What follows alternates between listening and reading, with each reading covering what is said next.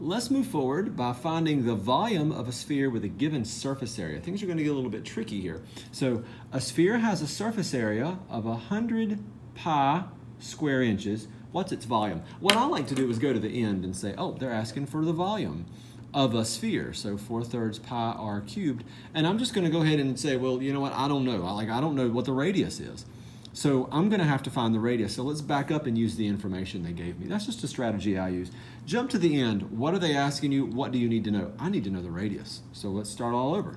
The surface area of a sphere is 4 pi r squared. And they told me that it was 100 pi. So therefore, we will divide by 4 pi. This can happen in your head. We're going to cancel that. R squared is going to equal, well, 25. So if R squared is 25, R is 5. I would do the plus or minus thing, but we're dealing with the length of it's distance, basically. It's length, the length of the radius. So R is equal to 5. Now we can come over here and use the information that we just got to find the actual volume, and that's going to be 125 times 4 divided by 3. So 125 times 4 is 500 thirds pi, and this would be cubic inches. Let's go a little bit further with a calculator. That was in terms of pi. Let's not put it in terms of pi. 523.599. There we go. This is also cubic inches. All right. We now have, for the next problem, a volume of a sphere, and they're asking for surface area. Again, personal opinion. What I like to do is start with what they're asking, and I'll say, okay, well, surface area of a sphere. Great. Oh, man, I need the radius. I don't have it.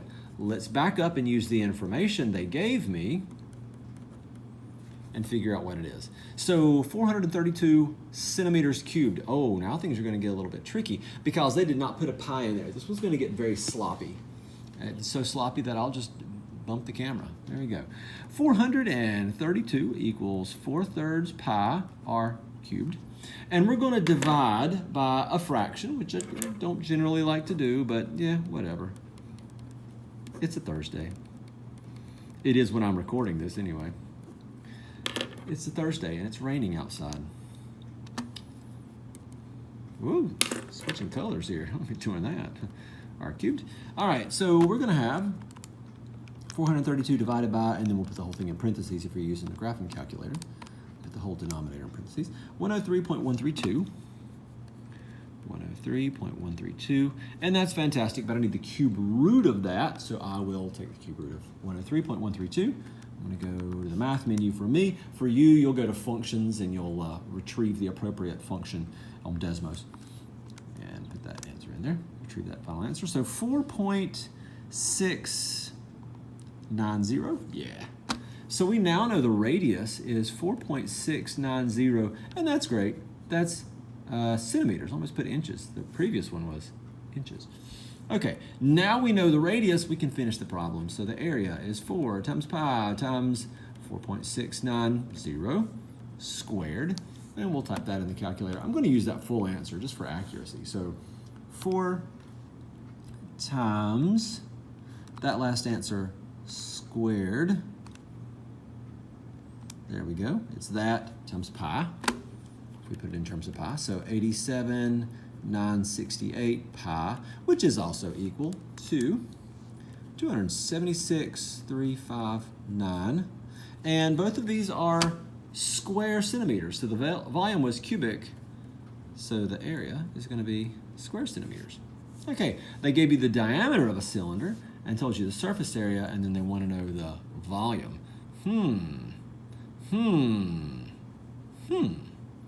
Okay, what? All right, so let's go ahead and jump in. We're dealing with the volume of a cylinder, so pi r squared h, right? Okay, so the volume of a cylinder is going to be pi times the radius. Do we know the radius? Actually, no, but yes. Okay, so if the diameter is 13.5 feet, then the radius would be half of that. So we're going to take 13.5 and we're going to divide it by 2, and it's going to give us 7 3/4. Check behind me on that. 14 No, that is wrong. 6 3/4, not 7. Oh dear, that was terrible. Trying not to grab my calculator, but perhaps I should from time to time. Yeah, 6 3/4 is correct. So I know my radius now. Oh, fantastic. 6.75 squared times the height. Oh man, I still don't know the height. Man.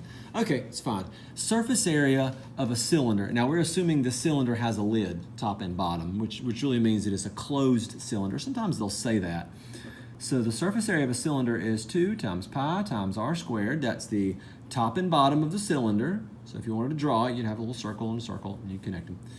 And then plus 2 pi r times h, and that's going to be the lateral face, like the wrapping on the can of tomato soup that you would unfold like a rectangle. All right, they told us it was 1400. We're going to get some decimals here. So 2 times pi times the radius squared plus 2 times pi times the radius times the height. We're going to have to solve for height. Now, I'm going to just go ahead and abandon, excuse me, all intentions of trying to keep this in terms of pi. That's not going to happen. So we are probably tempted to divide by a whole lot of things, and you would not be wrong in some regards, depending on how you go about it. What I'm going to do instead is take this entire term that does not have a variable, subtract it, and move it to the other side. Okay, so what's about to happen is I'm going to subtract 2 pi 675 squared, and it's going to cancel here, and I'm going to subtract 2 pi 675 squared. And when I do that, I'm going to be left with 2 pi 675 h equals, and then whatever 1400 minus that is, and we'll find that out in just a second. So 1400 minus 2 pi times 675 squared, and that's what I got. Okay, 3.722. Okay, we're going to divide by 2 pi 675. So now we're going to divide by 2 times pi times 675. We're going to divide by 2 times pi times 675. And it's going to cancel all those. And then we're about to find out what h is. And it's probably going to be a gross decimal, but that's okay. We'll get over it. So let's divide by, parentheses around this whole thing, if you're using a calculator, 675. And I got 26.260, if you want to put an extra decimal place there. So I now know the height, and it is also in feet, of course. So 26.260. We now have everything we need to know to find the volume. So let's do it very quickly. Pi times 675 squared times, and actually it was my last answer, so I'm just going to retrieve that. A little more accurate. So 3758.813. What? We're dealing with volume, and this is feet, so it's cubic.